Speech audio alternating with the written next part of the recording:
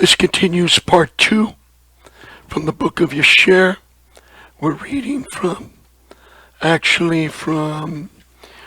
chapter 11, page 270, verse 41.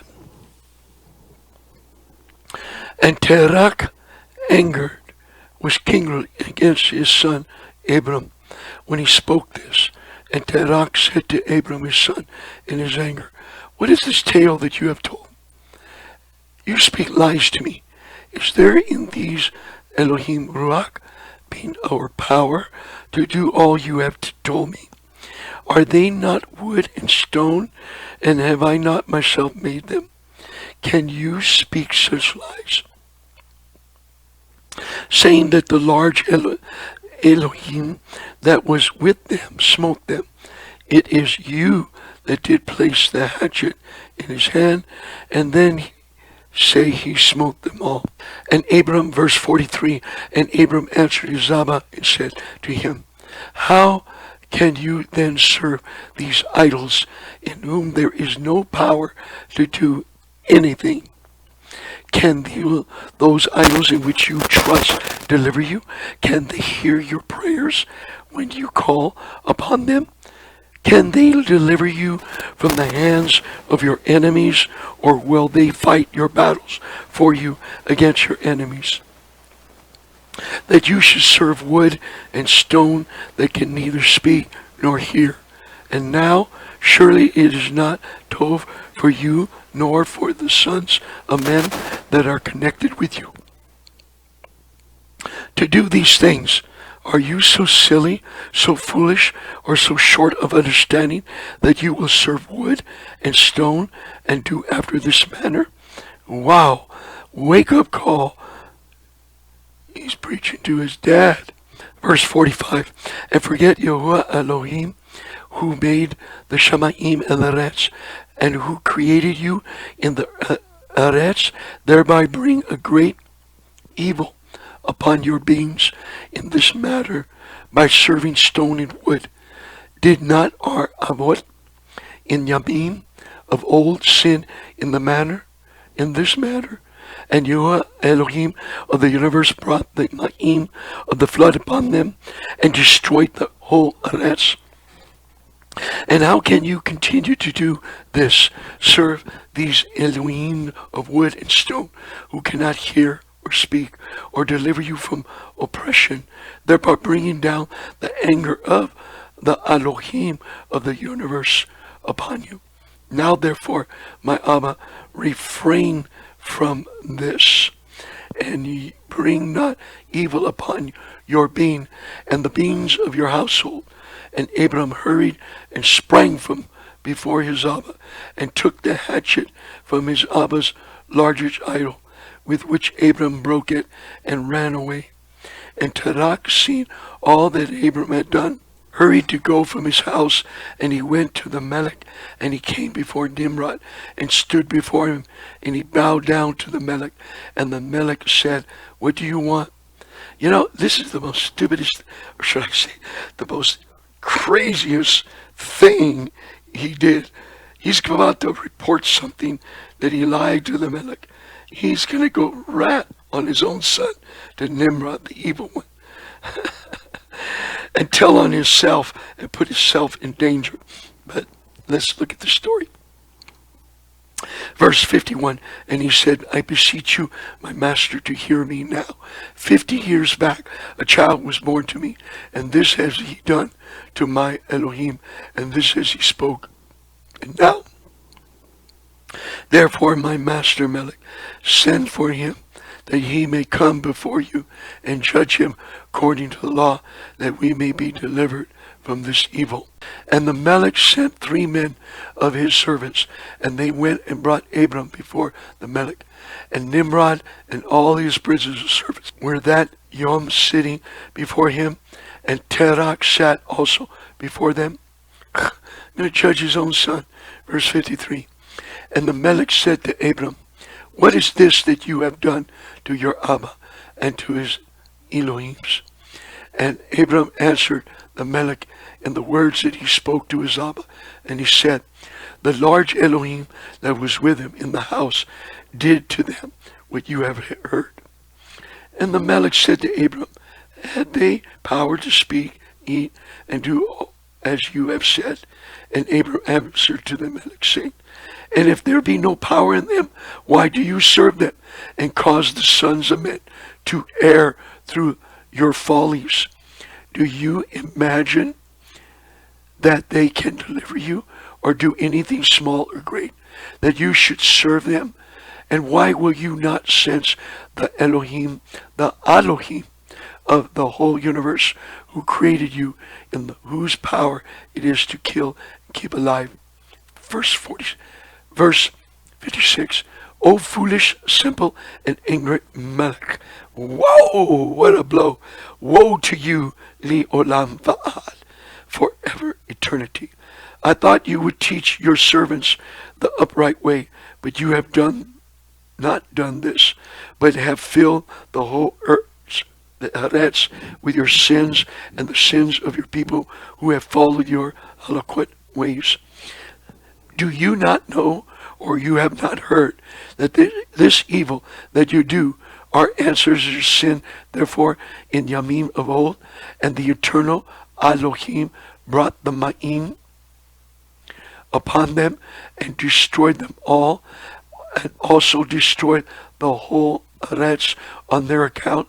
And will you and your people rise up now and do like to this, in order to bring down the anger of Yahuwah Elohim of the universe, and to bring evil upon you and the whole Eretz? Verse 59, now therefore put away this evil deed which you do, and serve the Elohim of the universe, as your beings is in his hands, and then it will be well with you.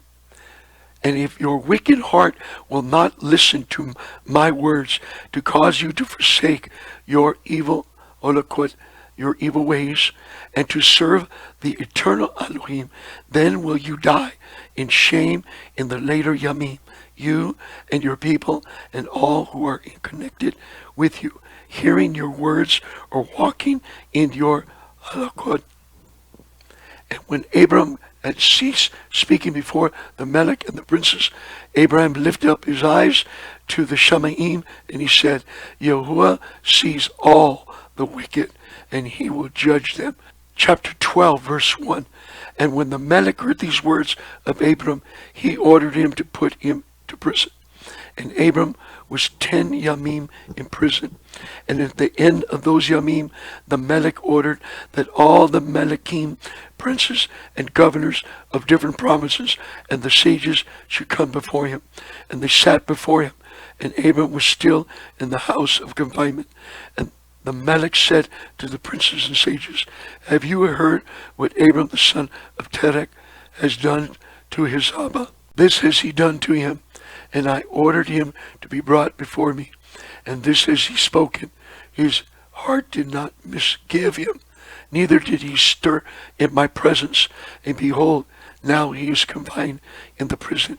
In other words, Abraham didn't skip a beat. He didn't stutter. It's like when you say something, what? I didn't stutter. You hear me now? And you speak boldly and proclaim the truth to this great old 200-something-year-old sovereign that's been living since the days of Babel.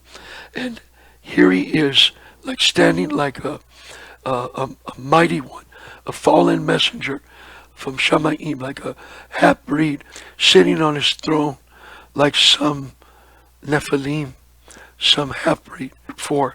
And therefore decided that the mishpat is due to this man, who reveled the Melech, who spoke and did all these things that you heard. Verse 5, and they all answered the Melech, saying, the man who revels the Melech should be hanged upon a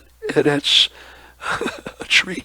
It does something, but having done all the things that he said, and having despised our Elohim, he must therefore be burned to death, for this is the law in this matter. Verse 6, if it pleases the Melech to do this, let him order his servants to kindle a fire both night and yom in your brick furnace, and then we will cast this man into it. And the Melech did so, and he commanded his servants that they should prepare a fire for 3 Yamim and 3 Lilas in the Melech's furnace, and this is in Kashdim. And the Melech ordered them to take Abram from the prison and bring him out to be burned. And all the Melech's servants, princes, masters, governors, Sophatim, that means judges, and all the inhabitants of the land, about 900,000 men, stood opposite the furnace to see Abraham. 900,000 men. And all the women and little ones crowded upon the roofs and towers to see what was doing with Abram. And they all stood together at a distance, and there was not a man left that did not come on that yom to behold the scene. And when Abram was come, and conjurers of the Melech and the sages saw Abram, and they cried out to the Melech, saying, O sovereign master, surely this is the man whom we know to have been the child, and whose birth the great Kokav swallowed up for the 4 Kokavim, which we declared to the Melech now 50 years since. And behold, now his Abba has also transgressed your commands, and mocked you by bringing you another child, which you did kill. And when the Melech heard these words, he was exceedingly angry, and he ordered Terach to be brought before him. Oh man, he ratted on himself. He ratted on himself right here, right now. Verse 12, and the Melech said, have you heard? And the conjurers have spoken. Now tell me truly how you did it, and if you shall speak emet, you shall be acquitted. Boy, that quick. And seeing that the Melech's anger was so much kindled, Terach said to the Melech, my master and Melech, you have heard the emet, and what the sages have spoken is right. And the Melech said, how could you do this thing, to transgress my orders, and to give me a child that you did not beget, and to take value for him? And Terach answered the Melech, because my tender feelings were excited for my son at that time, and I took a son of my handmaid, and I brought him to the Melech. And the Melech said, who advised you to do this? Tell me, do not hide anything from me, and then you shall not die. And Terach was greatly terrified in the Melech's presence, and he said to the Melech, it was Haran, my eldest son, who advised me to this. And Haran was in those Yamim that Abram was born, 32 years old. So he was older than Abram. But you won't believe this. This is amazing, man. Sounds like a bunch of Democrats. They start skittering and ratting on themselves. Verse 17, but Haran did not advise his Abba to anything, for Terach said this to the Melech in order to deliver his being from the Melech, for he was terrified greatly. And the Melech said to Terach, Haran, your son, who advised you to do this, shall die through the fire with Abram. For the sentence of death is upon him for having rebelled against the Melech's desire in doing this thing. And Haran at that time felt inclined to follow the halakot of Abram, but he kept it within himself. He had a silent witness. He was listening to Abraham. He was learning from Abram that went to learn from his grandfather and great-grandfather, from Noach and his son, Shem, and Eber, and all them that was teaching the right way of Yahuwah, of Noach. But he was not an open witness. He was going through the motions, right? He was just going to the synagogue for only special events. He was a silent witness. And look what happens to a silent witness person. And Haran said in his heart, behold, now the Melech has seized Abram on account of these things which Abram did. And it shall come to pass that if Abram prevail over the Melech, I will follow him.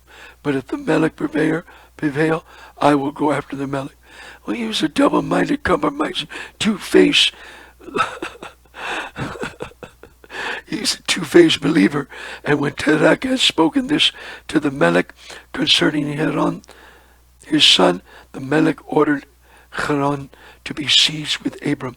And they brought them both, Abram and Haran his brother, to cast him into the fire. And all the inhabitants of the land, and the Melech's servants and princes, and all the women and little ones were there, standing that yom over them.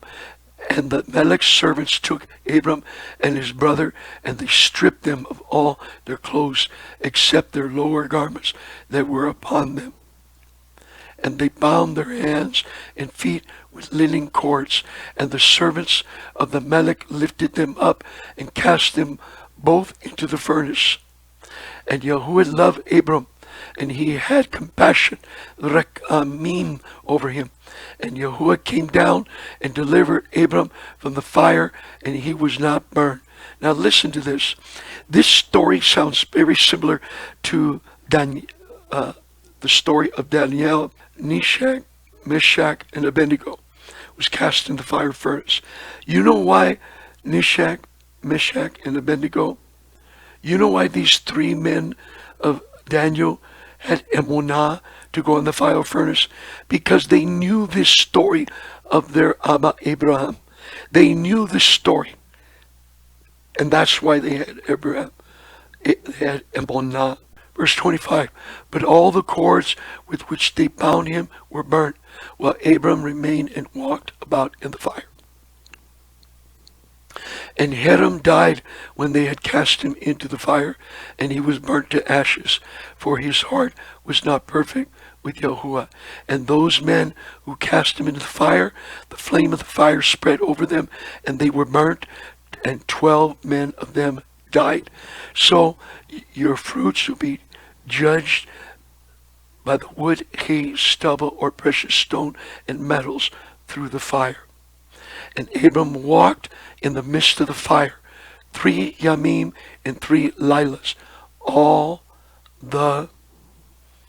You hear this? Do you hear this? Servants of the Melech saw him walking in the fire, and they came and told the Melech, saying, behold, we have seen Abram walking about in the midst of the fire, and even the lower garments which were upon him are not burnt, but the cords with which he was bound is burnt. And when the Melech heard these words, his heart fainted, and he would not believe them. So he sent other faithful princes to see this matter. And they went and saw it, and told it to the Melech. And the Melech rose to go and see. And he saw Abram walking to and fro in the midst of the fire, and he saw Haran's body burnt. And the Melech wondered greatly, threefold witness. And the Melech ordered Abram to be taken out from the fire, and his servants approached to take him out, and they could not, for the fire was round about, and the flame ascended toward them from the furnace. Fire within the fire. And the fire was round about, and the flame ascended toward them from the furnace. And the Melech's servant fled from it. And the Melech rebuked them, saying, make haste and bring Abram out of the fire, that you shall not die. And the servants of the Melech again approached to bring Abram out, and the flames came upon them and burned their faces, so that 8 of them died. And when the Melech saw that his servants could not approach the fire, lest they should be burnt, the Melech called to Abram, O servant of Elohim, now he's calling out Elohim, who is in the Shamayim, go forth from the midst of the fire and come here before me. And Abram hearkened to the voice of the Melech, and he went forth from the fire and came and stood before the Melech. And when Abram came out, the Melech and all his servants saw Abram coming before the Melech, and his lower garments upon him, for they were not burned, but the cords with which he was bound was burnt. And the Melech said to Abram, how is it that you were not burned in the fire? What? These guys, they're so into their magic and wizardry and Hollywood special effects. They think that they're playing the game with it. And they don't realize that Abram served the mighty one Yahuwah of Yasharel, or back then, the mighty one of Elohim, of Yahuwah was upon him. The mighty one of Noach. Hallelujah. And Abram said to the Melech, the Elohim of the Shamaim and the Eretz, in whom I trust, who has all his power, he delivered me from the fire in which you did cast me. And Hiram, the brother of Abram, was burnt to ashes, and they sought for his body, and they found it consumed. Wow. This is also found in Genesis, verse 28. And Hiram was 82 years old when he died in the fire of Kashdim. And the Melech princes and inhabitants of the land, seeing that Abram was delivered from the fire, they came and bowed down to Abram. And Abram said to them, do not bow down to me, but bow down to the Elohim, the Aloha of the Eretz, who made you, and serve him, and go in his eloquent, for it is he who delivered me from out of his furnace. It is he who created the beings and Rakim of all men, and formed men in his Emma's womb, and brought him forth into the Eretz, and it is he who will deliver those who trust in him from all pain. And this thing seemed very wonderful in the eyes of the Melech and princes, that Abram was saved from the fire, and that Hiram was burnt. And the Melech gave Abram many presents, and he gave him his 2 head servants from the Melech's house. Now look at who the servants are. Look at who the servants are. You ready for it? The name of one was Ani, and the other name was Eliezer. That's right. Yah's servant of Yah. Ain't that wonderful? That's who Eliezer is. He's the one that approached and bowed to Abraham. And many of these men, which you're going to see, followed Abraham's sins and became his right-hand man. And all the Melechim princes and servants gave Abram many gifts of silver and gold, pearl, and the Melech and his princes sent him away, and he went in Shalom. You got him out of there and better quote him. And Abram went forth from the Melech in Shalom, and many of the Melech's servants followed him. About 300 men joined him. What? The same 300 in the book of Bereshit, Genesis. About 300 men. That's right. Had swords and fought with them. He had more than 300 because they had wives, sons, and daughters, children, and families that all followed him too. But this is the major 300 and Eliezer. And Abram returned on that Yom and went to his Abba's house, he and the men that followed him. And Abram served Yahuwah, his Elohim, all the Yamim of his high. And he walked in his Olakot and followed his Torah. He followed the Torah he learned from Noach and his sons that were following the Olakot ways of Yahuwah. That Noach brought the Torah, the scrolls, the tablets, whatever they were, through the floods and taught the right rule. Hallelujah. This is so powerful stuff here, which you're witnessing, right? And this is where you see where Eliezer appeared. You know, in Bereshit, Genesis, he just appears on the scene, and the 300. But here it says where they came from. Right? They saw the miracle, and because they saw the miracle, they followed the mighty one of Yahuwah, of Elohim, of Abraham. Verse 43, and from that yom forward Abram inclined the hearts of the sons of men to serve Yahuwah. And at that time Noach and Abram took to themselves wives, the daughters of their brother Cheron. The wife of Noach was Milcah. You remember that? Was Milcah, and the name of Abram's wife was Sarai, and Sarai's wife of Abram was barren, and she had no offspring in those Yamim. So they actually took the sons and daughters and children with Nakor. So that's where you see the root of the details of the stories that are not mentioned in the book of Bereshit.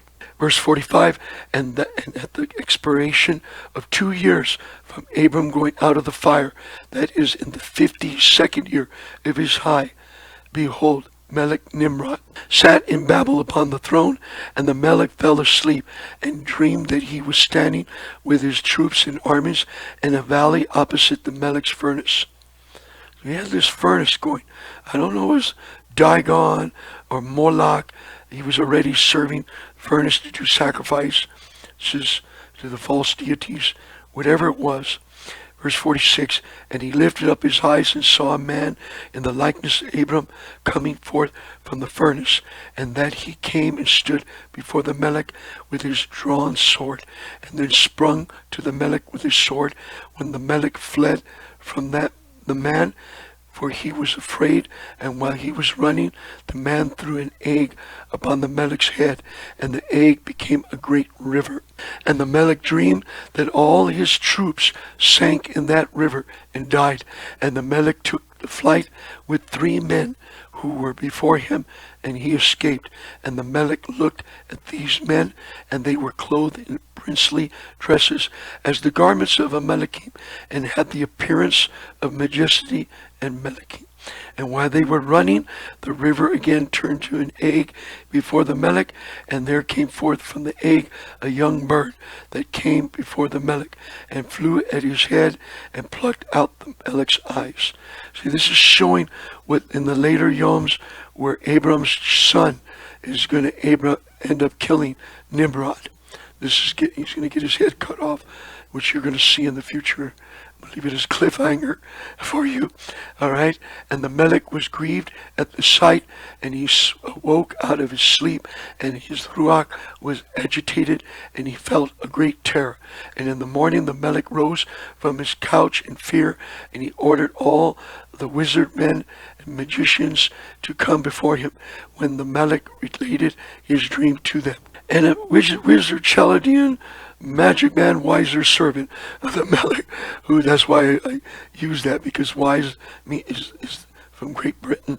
It's a word rooted in the word wiser, which means wizard, whose name was Anuki, answered the Melech, saying, this is nothing else but the evil of Abraham and his seed, that will spring up against my master Melech in the later Yamim. And behold, verse 53, and behold, the Yom will come when Abram and his seed and the children of his household will war with my Melech, and they will smite all the Melech's host and his troops. And as to what you have said concerning 3 men which you did see like to yourself, and which did escape, this means that only you will escape with 3 Melechim from the Melechim of the Eretz, who will be with you in battle, and that which you saw of the river, which turned to an egg as at the first, and the young bird plucking out your eyes. This means nothing else but the seed of Abram, which will slay the Melech in the later Yamim. This is my Melech's dream, and this is its interpretation, and the dream is emet, truth, they said. You're sorcerers trying to interpretate this. Watch what happens. And the interpretation which your servant has given you is right. Now therefore, my Melech, surely you know that it is now 52 years since your sages saw this at the birth of Abram. And if my Melech will allow Abram to live in the Eretz, it will be to injury of my master and Melech. For all the Yamim that Abram lives, neither you nor your Malkut will be established, for this was known formerly at his birth. And why will not my Melech slay him, that his evil may be kept from you in later Yamim? And Nimrod hearkened to the voice of the Nuki, and he sent some of his servants in secret to go and seize Abram, and bring him before the Melech to suffer death. And Eliezer, Abram's servant, whom the Melech had given him, was at that time in the presence of the Melech. He happened to be there because he ended up to get some stuff that needed to get, which you see in the future. He had to pack up and leave, catch up with Abram. Was at that time in the presence of the Melech, and he heard what the Anuki had advised the Melech, and what the Melech had said to cause Abram's death. And Eliezer said to Abram, hasten, rise up, and save your being, that you may not die through the hands of the Melech Nimrod. For this did he say in a dream concerning you, and this did Anuki interpret it. And this also did Anuki advise the Melech concerning you. And Abram hearkened to the voice of Eliezer, and Abram hurried and ran for safety to the house of Noach and his son Shem, and he concealed himself there and found a place of safety, because he was mentored by Shem and Noach, his grandfather and great-great-grandfather. And he concealed himself there and found a place of safety. And the Melech's servant came to Abram's house to seek him, but they could not find him. And they searched throughout the country and was not to be found. And they went and searched in every direction, and he was not to be met with. Because see, Noach and Shem and Ever and all the rest of the sons of Noach that were living the holocaust of the Torah waves were in a hidden place. No one of evil can find where they were at in that mountain place of refuge. They couldn't find them. Okay? This was revealed earlier, and is revealed again, right? That anyone with sin could not find this hiding place. Verse 62, and when the Melech's servant could not find Abram, they returned to the Melech, but the Melech's anger against Abram was stilled, as they did not find him. And the Melech drove from his mind this matter concerning Abram. 63, and Abram was concealed in Noach's house for 1 month, until the Melech had forgotten this matter. But Abram was still afraid of the Melech. And Terach came to see Abram, his son, secretly in the house of Noach. And Terach was very great in the eyes of the Melech. Oh, here comes Terach, the chismoso, the rat, the snitch against his own son. And he still wouldn't repent either. And Abram said to his Abba, do you not know that the Melech thinks to slay me and to annihilate my name from the Eretz by the advice of his wicked counselors? Now whom have you here, and what have you in this land? Arise, let us go together to the land of Canaan, that we may be delivered from his hand, lest you perish also through him in the later Yamim. Do you not know, or have you not heard, that it is not through love that Nimrod gives you all this honor, but it is only for his benefit that he bestows all this tov upon you? For he does to you greater tov than this. Surely these are only vanities of the Eretz, for wealth and riches cannot avail in the yom of wrath and anger. He's letting them know. You see, he was a captain of his guard in his army. Okay? And since he was a captain in the guard of his army, who's getting better? Who's prospering? Nimrod or Terach?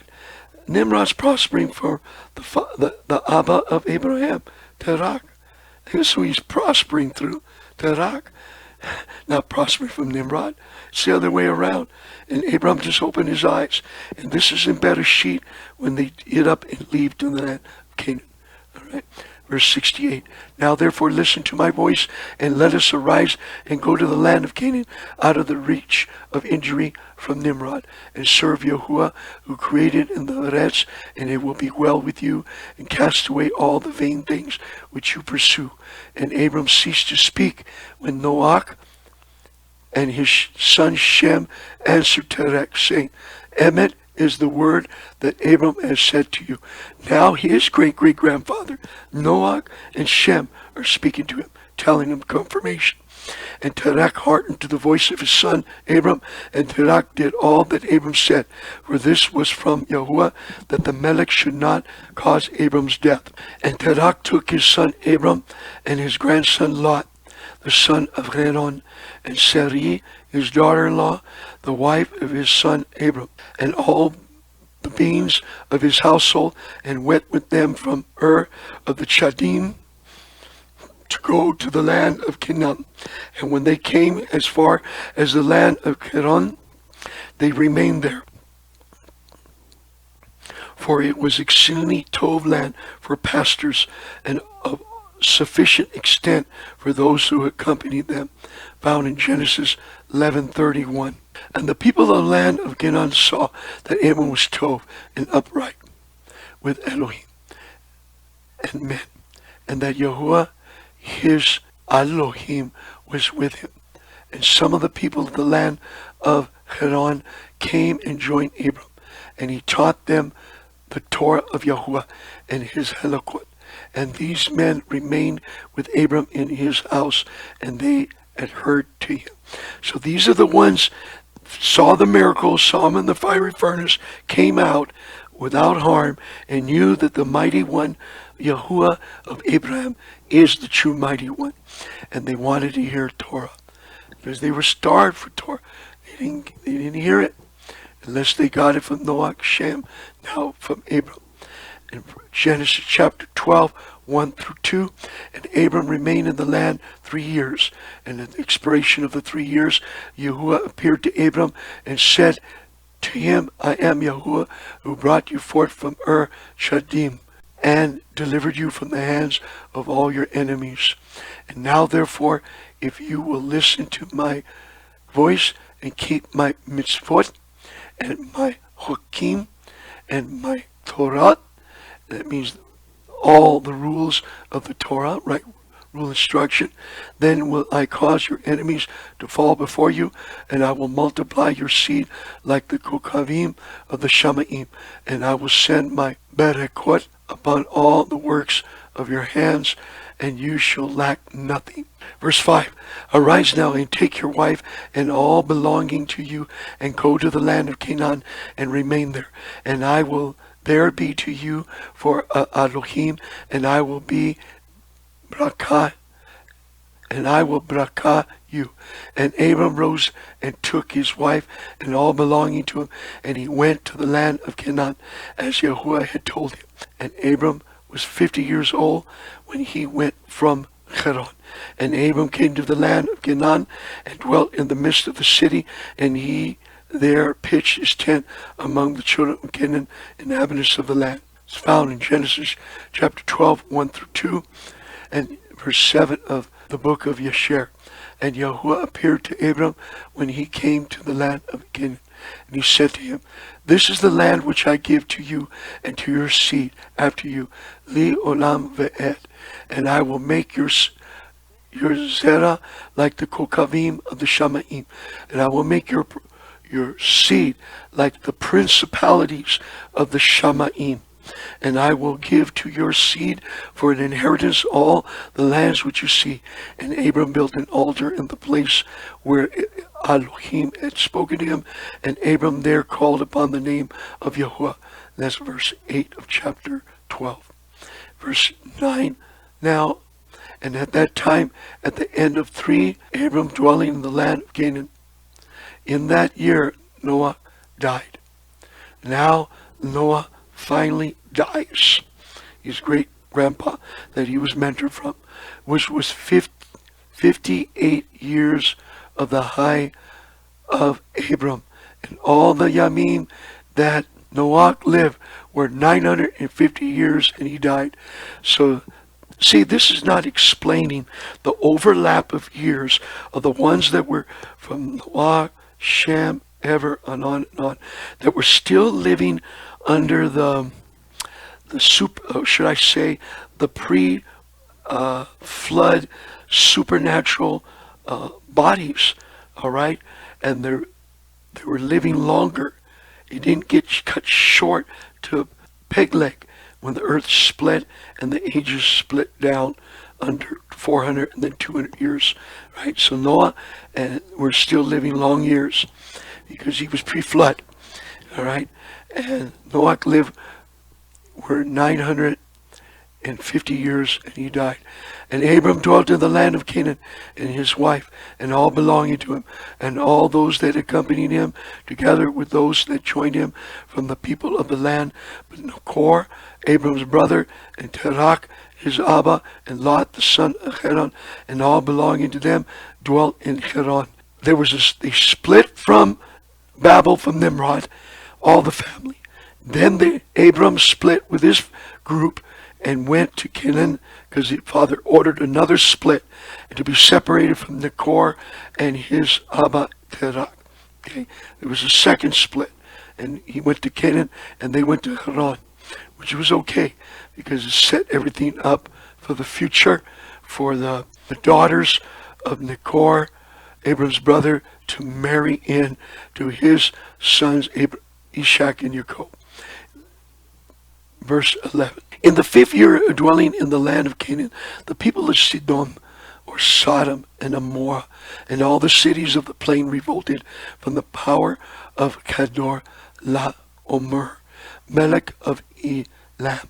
For all the Melechim of the cities of the plain had served Kedor Laomer for 12 years, and given him yearly tax. But in those Yamim, in the 13th year, they rebelled against him. And in the 10th year of Abram dwelling in the land of Canaan, there was war between Nimrod, Melech of Shinar, and Kedor Laomer, Melech of Elam. And Nimrod came to fight with Kedor Laomer and to subdue him. For Kedor Laomer was at that time one of the princes of the host of Nimrod. So he was like a governor, ruler of a certain Nimrod district. And when all the people of the tower were dispersed, and those that remained were also scattered upon the face of the Eretz, Kedor Laomer went to the land of Elam and reigned over it and rebelled against his master.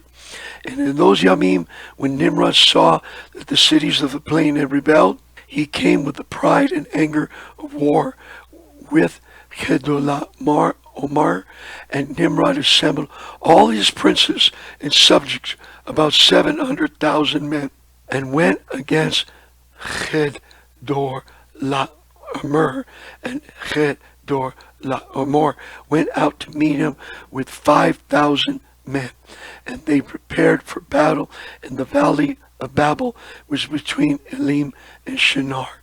So when he went out with 5,000 men, and Nimrod went out with 700,000 men. So there's a big odds there.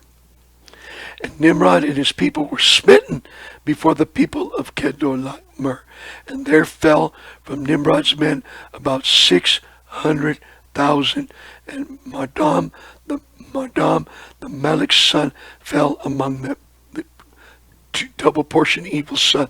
So it's saying, in other words, that the 5,000 whipped the butt of Nimrod and his 700,000, and destroyed 600,000 and even killed his son as part of his commanding general.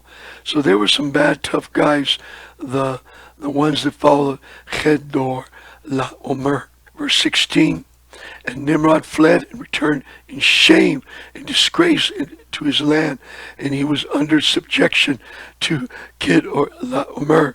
This is this is his grandfather for a long time. And Kedor Laomer returned to his land and sent princes of his army to the Melechim that dwelt around him, and to Arioch, Melech of Eliezer, and to Tidal, Melech of Goyim. So he's the sovereign of the nations, basically, and made a covenant with them, and they were all obedient to his commands. Abram's 70 years old now. Verse 17. And it was in the 15th year of Abram's dwelling in the land of Canaan, which is the 70th year of the eye of Abram. And Yahuwah appeared to Abram in that year, and he said to him, I am Yahuwah, who brought you out from Chasdim to give you this land for an inheritance. Now therefore have your halakha before me, and be perfect, and keep my mitzvot. For to you and to your seed I will give you this land for inheritance, from the river Misarim to the great river Euphrates. And you shall come to your avot in shalom and in tov age, and in the 4th generation they shall return here in this land, and shall inherit it li olam ve'ed.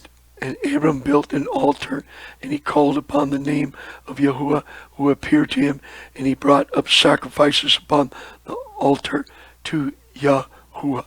Called on the name of Yahuwah, called on his name.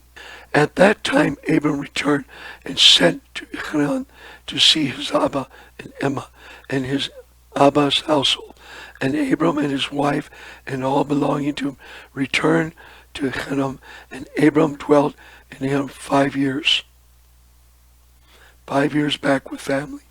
And you know what happens when that happens. And many of the people of Haran, about 72 men, followed Abram.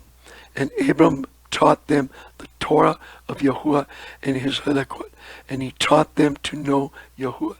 So 70 of the families of his father and his brother and Haran in that city he started teaching them. In those Yamim, Yahuwah appeared to Abram and he said to him, Behold, I spoke to you these 20 years back, saying, Go forth from your land and from your birthplace and from your Abba's house to the land which I have sworn you to give it to you and to your children. For there in that land will I barakah you and make you a great nation, and make your name great.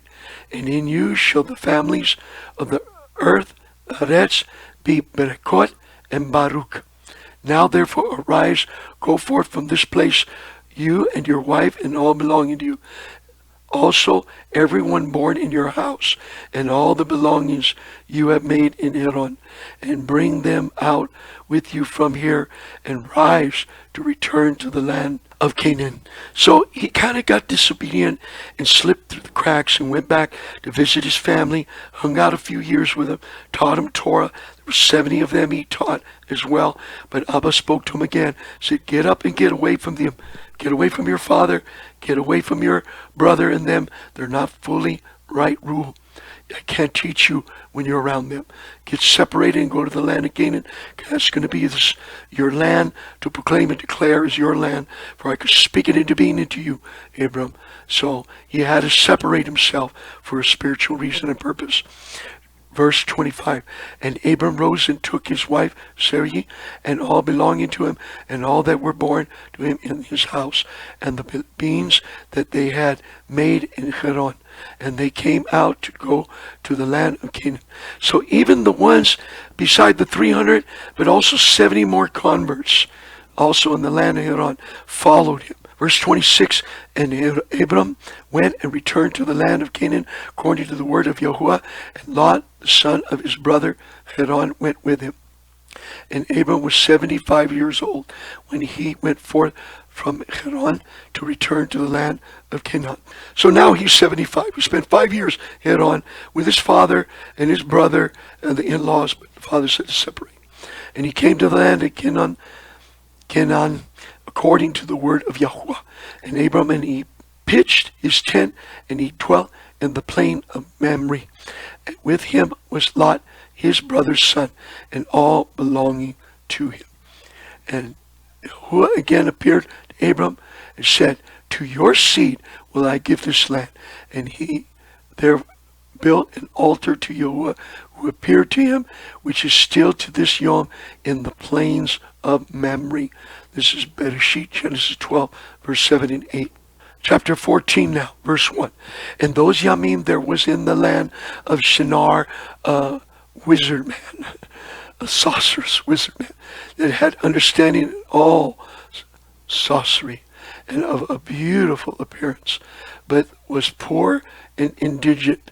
His name was Rechayon, and he was hard pressed to support himself, and he resolved to go to Mizraim to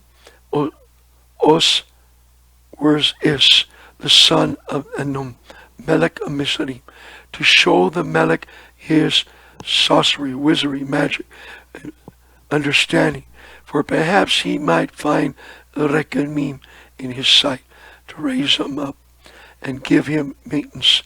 And Rechaim did so. Verse 3, and when Rechayon came to Mizraim, he asked the inhabitants of Mizraim concerning the Melech, and the inhabitants of Mizraim told him the custom of the Melech of Mizraim, for it was then the custom of the Melech of Mizraim that he went from his royal palace and was seen abroad only 1 yom in the year, and after that the Melech would return to his palace to remain there. And on the yom when the Melech went forth, he passed Mishpat in the land, and everyone having a suit came before the Melech that yom to obtain his request. And Rechaim heard of the custom in the Mizraim, and that he could not come into presence of the Melech. He grieved greatly and was very sorrowful. And in the evening Rechaim went out and found a house in ruins, formerly a baking house in Mizraim, and he abode there all night in bitterness, and being pinched with hunger, and sleep was removed from his eyes. And Rechaim considered within himself that he should do in the town until the Melech made his appearance, and how he might maintain himself there. And he rose in the morning and walked about, and met in his way those who sold vegetables and various sorts of seed, with which they supplied the inhabitants. Verse 9, and Rechaim wished to do the same in order to get a maintenance in the city, but he was unacquainted with the custom of the people. He was like a blind man among them. And he went and obtained vegetables to sell them for his support. And the rabble assembled around him and ridiculed him, and took his vegetables from him, and left him nothing. Verse 11, and he rose up from there in bitterness of being, and he went sighing to the baking house in which he had remained all the night before, and he slept there the second night. And on that night again he reasoned, trying to find a witty idea, trying to be an entrepreneur, right? Trying to get an idea to be an entrepreneur. Verse 11, and on that night again he reasoned within himself how he could save himself from starvation. And he devised a scheme. And he had devised a scheme how to act. And he rose up in the morning and acted ingeniously, and went and hired 30 strong men of the rabble, carrying their war instruments in their hands. And he led them to the top of the Mizraite sepulchre, and he placed them there. So he didn't have money, but he went and told them, hey, I'm going to hire you, come work for me, and I'll pay you tomorrow, the next day.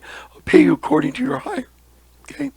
And he commanded them, saying, this says the Melech, strengthen yourself and be valiant men, and let no man be buried here until 200 pieces of silver be given, and then he may be buried. And those men did according to the order of Rechaim to the people of Mizraim the whole of that year. So he disguised himself like a ruler or an emissary of the Melech of Mizraim, and he said, in the name of the Melech, do this and do this. So, thus says the Melech. So he had a game going on here, right? Because he wanted to get the message, he wanted to get the attention of the Melech of Mizraim. Verse 15, and in the 8th month time of Rechaim and his men gathered great riches of silver, gold, Rekayon took a great quantity of horses and other animals, and he hired more men, and he gave them horses, and they remained with him. So he's got his own army now. And when the other guy, Melech only comes around once a year, he's working the streets, he's working the towns. Verse 16, and when the year came around, at the time the Melech went forth into the town, all the inhabitants of Mizraim assembled together to speak to him concerning the work of Rekayon and his men. So you got to realize it was free to bury people in this area of the cemeteries. It was free to bury people there. Nobody had to pay. You find a spot, you dig, you bury. Okay? Because it's supposed to be free. And he devised a way and a technique to get money. He created, so he is the inventor. You ready for this? He's the inventor for cemetery, mortuaries. All right? He was the advisor of it. He's the tax, levy, and toll of that system today that exists. Okay, verse 17, and the Melech went forth on the appointed Yom, and all the Mizrahites came before him and cried to him, saying, may the Melech live le'olam ve'ed. What is this thing you do in the town to your servants, not to allow a dead body to be buried until so much silver and gold be given? Was there ever the like to this done in the whole Eretz, whom the Yamim of former Melechim, yes, even from the Yamim of Adam? Woe to this Yom, that the dead should not be buried only for a set price. So it wasn't unheard of to have somebody own a cemetery and a delegated place to bury their dead. Okay, this was not heard of until now. We know it to be the custom of the Melechim to take a yearly tax from the living, but you do not only do this, but from the dead also you collect a tax yom by yom. Now, O Melech, we can no more bear this, for the whole city is ruined on this account. And do you not know it? Verse 22, and the Melech said, who and where is he that dares to do this wicked thing in my land without my commands? Surely you will tell me. And they told him all the works of Rekayon and his men. And the Melech's anger was aroused, and he ordered Rekayon and his men to be brought before him. And Rekayon took about 1,000 children, sons and daughters, and clothed them in silk and embroidery, and he sent them upon horses, and sent them to the Melech by means of his men. And he also took a great quantity of silver, gold, and precious stones, and a beautiful horse, as a present for the Melech, with which he came before the Melech, and bowed down to the earth before him. And the Melech, his servants, and all the inhabitants of Mizraim wondered at the work of Rekayon, and they saw his riches, and the present that he had brought to the Melech. And he's getting ready to do a bribery. Verse 25, and it greatly pleased the Melech, and he wondered at it. And when Rekayon sat before him, the Melech asked him concerning all his works. And Rekayon spoke all his words wisely before the Melech, and his servants, and all the inhabitants of Mizraim. Verse 26, and when the Melech heard the words Rekayon and his wizardry and cunning, crafty, con artist games, Rekayon found Rekamim in his sight, and he met with Rekamim and chests from all the servants of the Melech and from all the inhabitants of Mizraim, an account of his wizardry and sorcery, cunning and craftiness, and excellent speeches. And from that time they loved him exceedingly. And the Melech answered and said to Rekayon, your name shall no more be called Rekayon, but Pharaoh, and shall be your name, since you did exact a tax from the dead. And he called his name Pharaoh. So the word Pharaoh, the name Pharaoh, is a ruler that taxes from the dead, that exacts tax from the dead. So he called his name Pharaoh. And this is when the first time the word Pharaoh came to be. Okay, so Pharaoh was above all the presidents and governors of the sovereigns of Misraim. Okay, when before there was another Melech and others of them, princes and sovereigns and rulers underneath them. But he declared and proclaimed him Pharaoh, the one that taxes the dead, not the living. And the Melech and his subjects loved Rekoyon for his sorcery and wizardry and magic and whatever, and they consulted with him with all the inhabitants of Misraim to make him perfect under the Melech. And all the inhabitants of Misraim and its wizardry and wise men did so, and it was made a law in Misraim. And they made Rekoyon Pharaoh prefect under Osiris, Melech of Misraim. So the Melech's name now appears, which was Osiris, Melech of Misraim. And Rekoyon Pharaoh governed over Misraim, daily administrating mishpat to the whole city.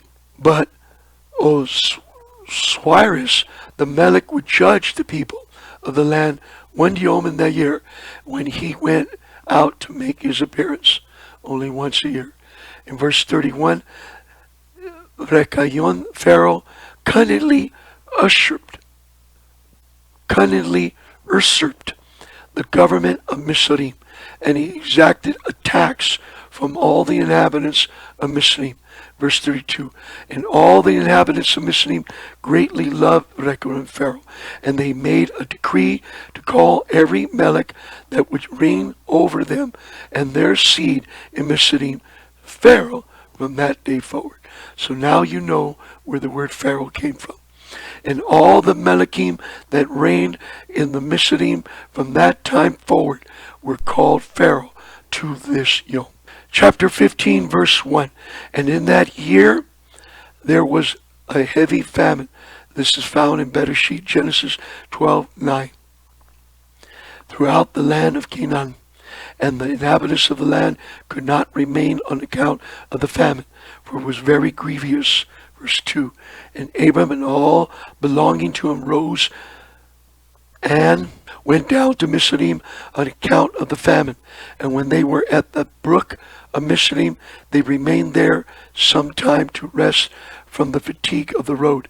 Verse 3. And Abram and Sarah were walking at the border of the brook of Misraim. And Abram beheld his wife Sarai, and she was very beautiful. Remember I told you in Bereshit 12:11 there was a short conversation about her, but now it's an express full conversation of her looks.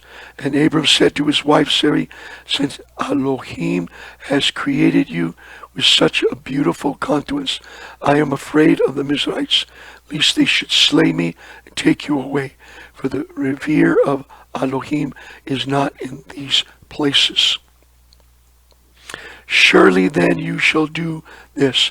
Say you art my sister to all that may ask you, in order that it may be well with you, with me, and that we may live and not be put to death.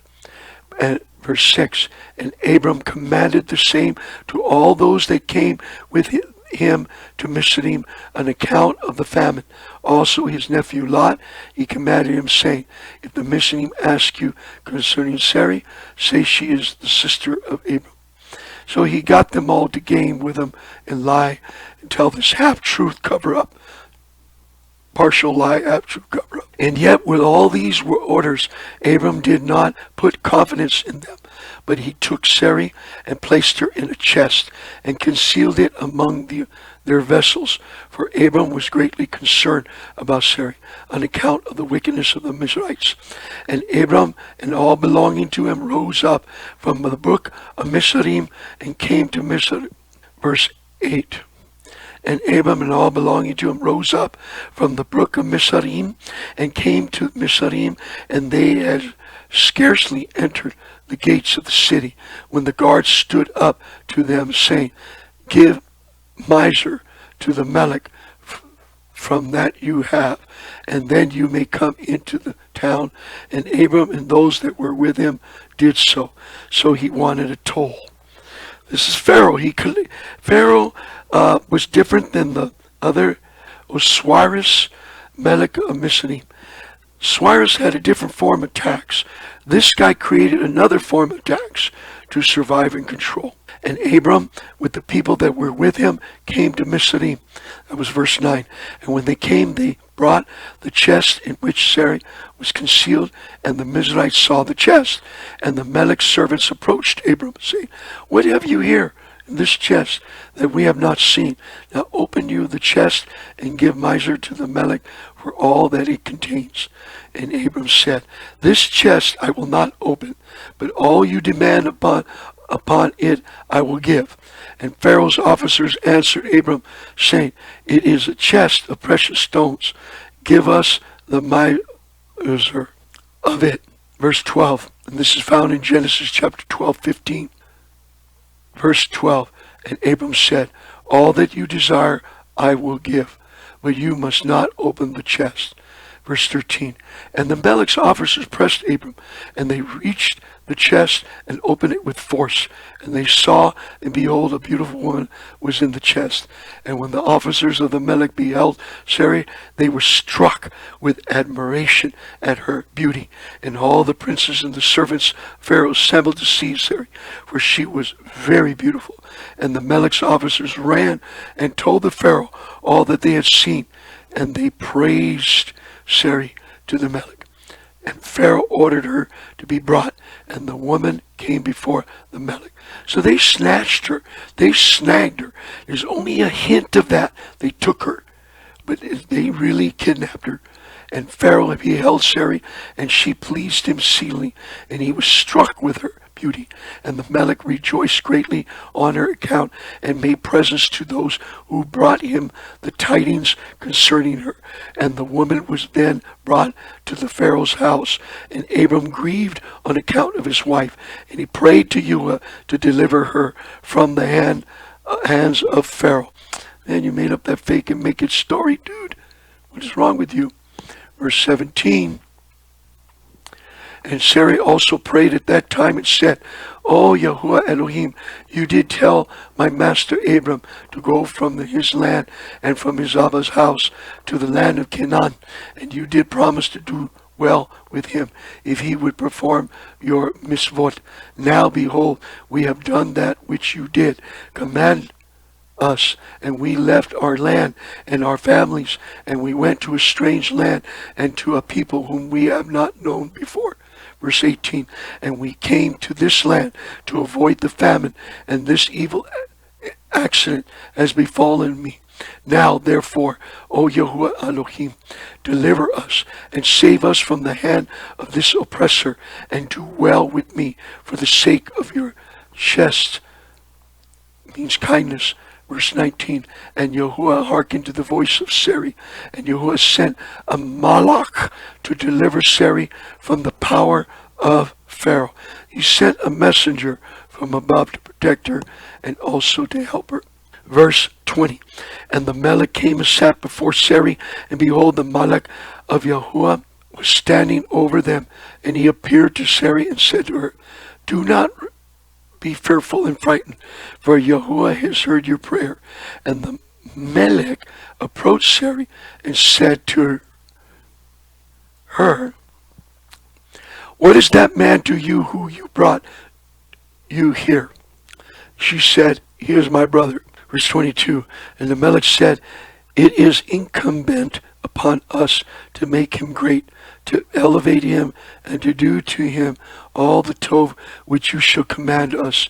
And at that time the Melech sent to Abram silver, gold, precious stones in abundance, together with cattle, men servants, maid servants.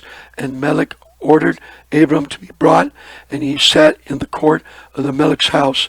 And the Melech greatly exalted Abram on that night. Bereshit 12:16, also found in 13:2. Verse 23 of Yasher, and the Melech approached to speak to Sarai, and he reached out his hand to touch her. when the Melech smote him heavily, and he was terrified, and he refrained from reaching to her. And when the Melech so this invisible hand came and slapped him and kept him from touching her. Verse 24, and when the Melech came near to Sarai, the Malach smote him to the ground.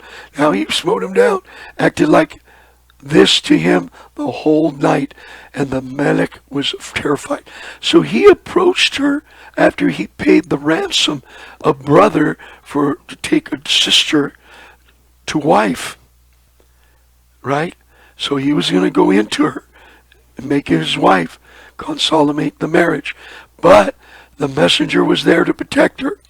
And this is not said of why the Pharaoh had the dream and rushed and gave more rewards and sent Abram away. This is the whole detailed stories of it, all right, found in Bereshit, Genesis, verse 17, and verse 25 of Yasher. And the Melech on that night smote heavily all the servants of the Melech and his whole household on account of Sarai. And there was a great lamentation that night among the people of Pharaoh's house. And Pharaoh, seeing the evil that befall him, said, surely on account of this woman has this thing happened to me. And he removed himself at some distance from her, and spoke pleasing words to her. And the Melech said to Sarai, tell me, I ask you, concerning the man with whom you came here. And Sarai said, this man is my husband. And I said to you that he was my brother, for I was afraid lest you should put him to death through wickedness. And the Melech kept away from Sarai, and the plagues of the Malach of Yahuwah, the messenger, ceased from him and his household. And Pharaoh knew that he was smitten on account of Sarai, and the Melech was greatly astonished at this, the Pharaoh. And in the morning the Melech called for Abram and said to him, this is Genesis 12, 18 through 19, what is this you have done to me? Why did you say, this is my sister? Owing to which I took her to me for a wife. And this heavy plague has therefore come upon me and my household. Now therefore, here is your wife, take her and go from our land, lest we will die on her account. And Pharaoh took more cattle, men, and servants, and made servants silver and gold to give to Abram, and he returned to him Sarah his wife. This concludes right now in this chapter in verse 30, and we'll start again in verse 31 of part 3 of the journey of Abram to Abraham. Isn't this a powerful story of the details that are missing? But if you read side by side with Bereshit and Genesis, you can see the depth of what was left out and the fillers that were brought in.